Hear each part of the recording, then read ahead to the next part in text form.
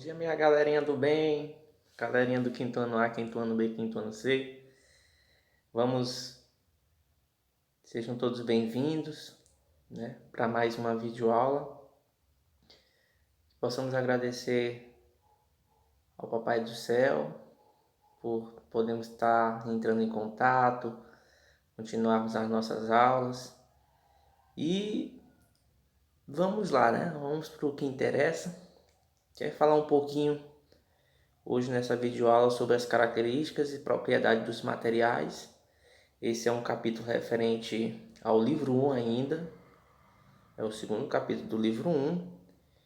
E vamos dar continuidade a esse estudo. Irei passar uma tarefinha para vocês e mais uma atividade avaliativa, tá bom? A galerinha do quinto ano, foca em mim, foca no slide e vamos para a nossa aula. O papel. O papel é um material feito da madeira, de fibras de celulose. Essas fibras de celulose, a celulose é uma substância que forma as células dos vegetais. E mesmo depois que eles morrem, essas células permanecem, esse material celulose permanece no ambiente. E a celulose retirada das árvores nos dá a condição de fazermos com ela o papel. Esse papel ele pode ser reciclado até 7 vezes. Por que até 7 vezes? Porque acima disso, a fibra de celulose ela perde a sua estrutura e não consegue dar ao papel, né, a sua resistência, a sua estrutura propriamente dita. No Brasil, do papel que é produzido no Brasil, só metade desse papel é reciclado. Né? Desculpem aí. Só papel metade dele é reciclado. Muito do papel é jogado no meio ambiente. O papel é um dos materiais mais biodegradáveis que nós temos. A não ser que ele seja associado a um outro tipo de substância. Mas se não for associado a um outro tipo de substância, ele se recicla muito rápido no ambiente. Mas mesmo assim, ele ainda é um dos materiais que só no nosso Brasil só metade do que é novo, produzido de papel novo, é reciclado. Isso nos faz levantar uma indagação, né, que se só metade é reciclada, a outra metade é descartada fora, e para suprir essa outra metade a gente vai precisar de mais desmatamento e a ocupação de mais áreas para o plantio de árvores para a produção de papel, que dá ao meio ambiente um certo descarte. Vamos lá. O vidro. O vidro ele é fabricado a partir de areia,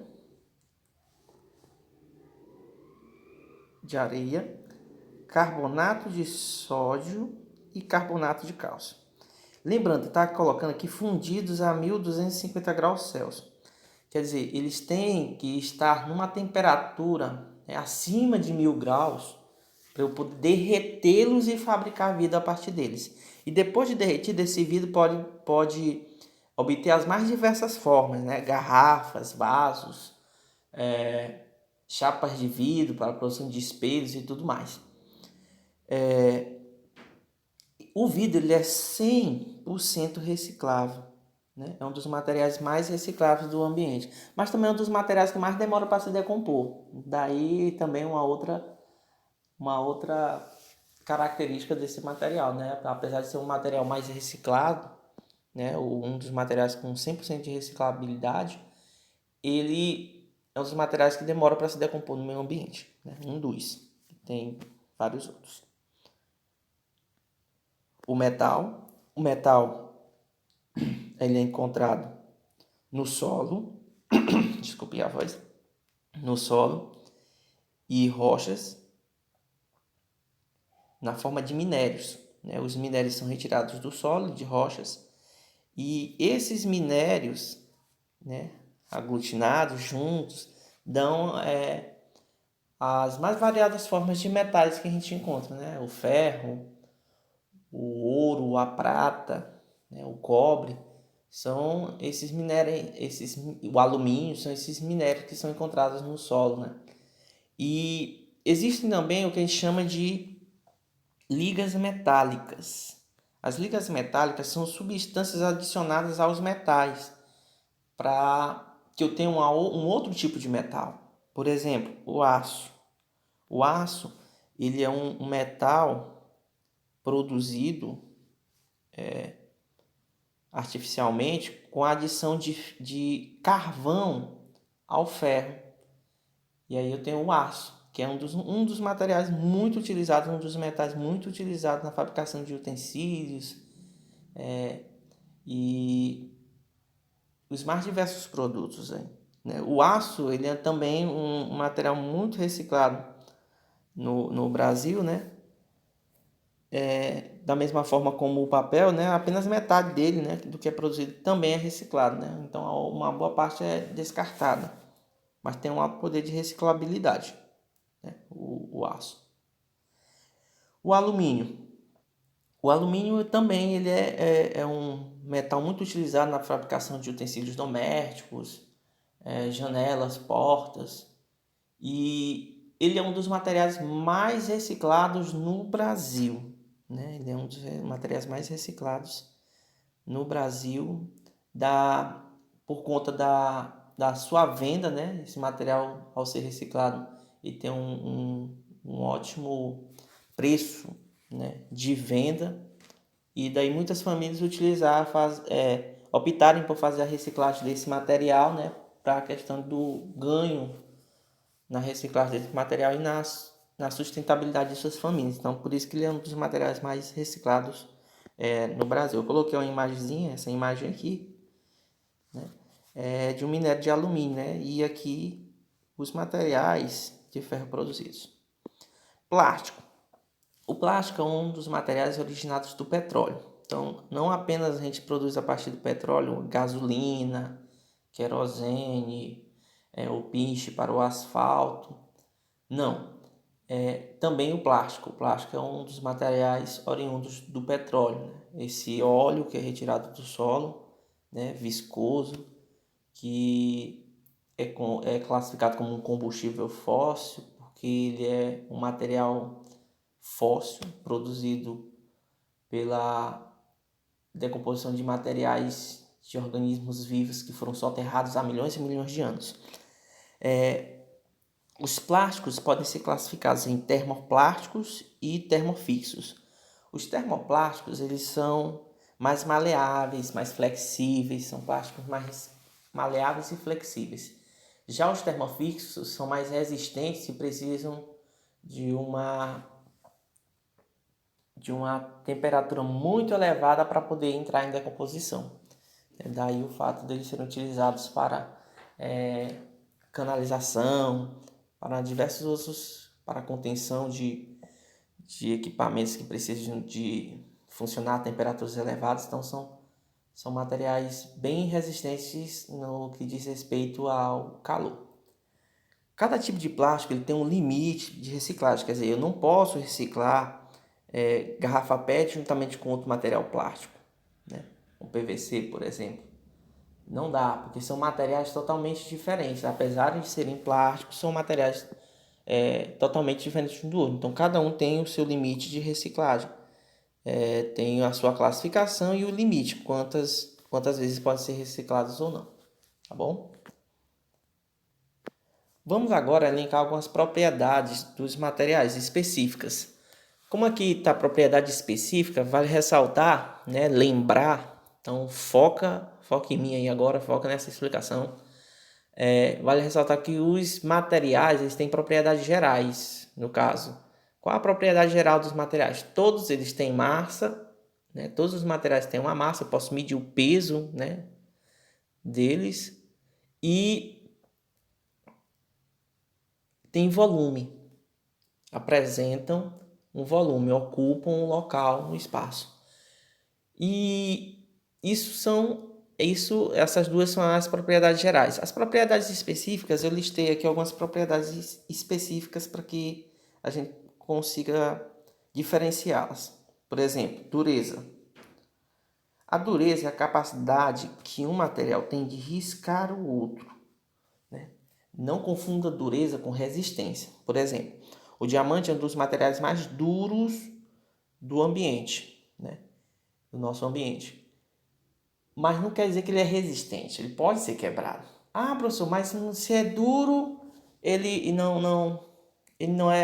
ele não quebra, não é? Não. A dureza é a capacidade que o material tem de riscar o outro.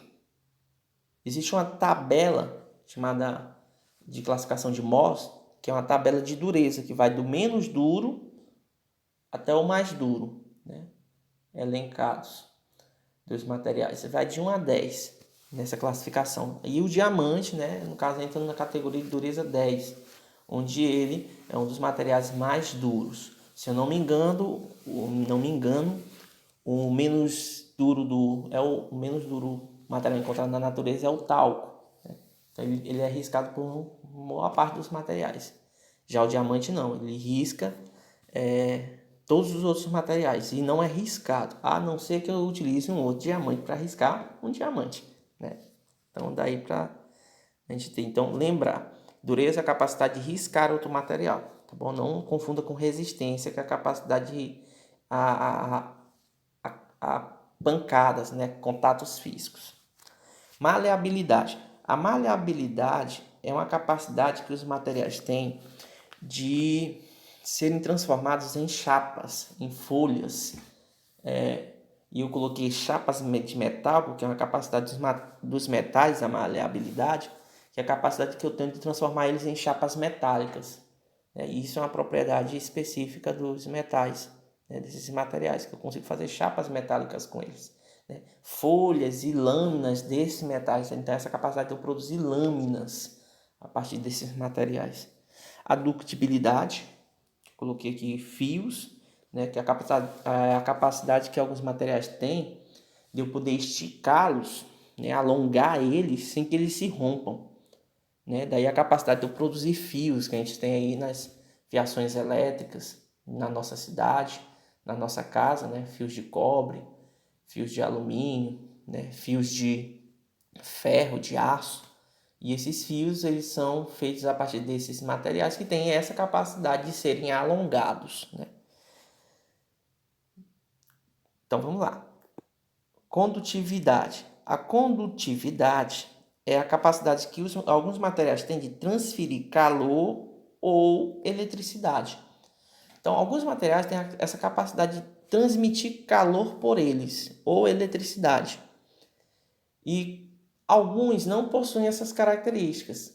No caso, esses que possuem essa característica de condutividade são chamados de materiais condutores.